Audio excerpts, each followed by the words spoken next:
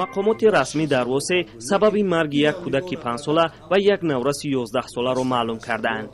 онҳо дар як нишасти хабарӣ гуфтанд ки сабаби марги фоҷиавии Иброҳимҷон ва Абубакр моддаҳои кимиёвӣ кушанда будааст.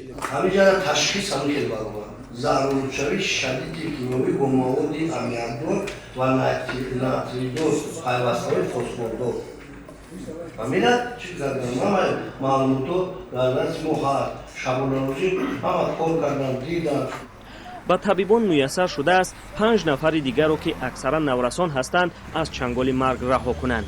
ба гуфтаи сокинони деҳаи Баҳористон, аҳволи ин бачаҳо баъди оббозӣ дар як наҳре ки поёноби киштзорҳои пахта ба он ҷорӣ мешавад бад шуд ва онҳоро барои муолиҷа ба бемористон бурданд.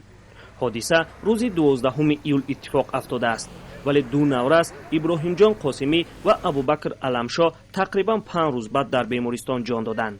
хабарнигорон дар нишаст табибонро танқид карданд ки сари вақт натавонистаанд беморонро маълум кардаву барои муолиҷа биёранд. ҳар як 50-100 хонада як медсестра вай вобаста кардагӣ 3 рӯз пас наход ки маркази саломатӣ кас амадандар дорем маргаи хуб наход ки аммо ҳолате ки ҳар хона бояд ход кунанд ахаран рӯз пас бугарданд 3 рӯз пас баъд дарак ёфтагӣ хабар додагӣ баъд муроҷиат кардагӣ ки фавс намуди нафар мена сабаб шуд. раиси ноҳияи Восеъ иқрор шуд ки дар ин ҳодиса табибон ҳам то ҳадде гуноҳ доранд, вале хонаводаҳои заҳролудшудагонро танқид кард ки сари вақт ба табибон муроҷиат накардаанд.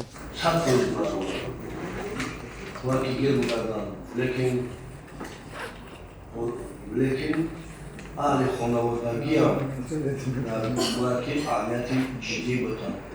дар тоҷикистон заҳролудшавӣ аз истеъмоли ғизои олуда ва ё кӯҳнашуда ва марг аз он ҳар тобистон сабт мешавад. аммо ҷон бохтани кӯдакон баъди заҳролуд шудан дар оби олуда бо моддаҳои кимиёвӣ бисёр ҳодисаи нодир аст. маҳмудҷон раҳматзода, озодӣ, ноҳияи Восеъ.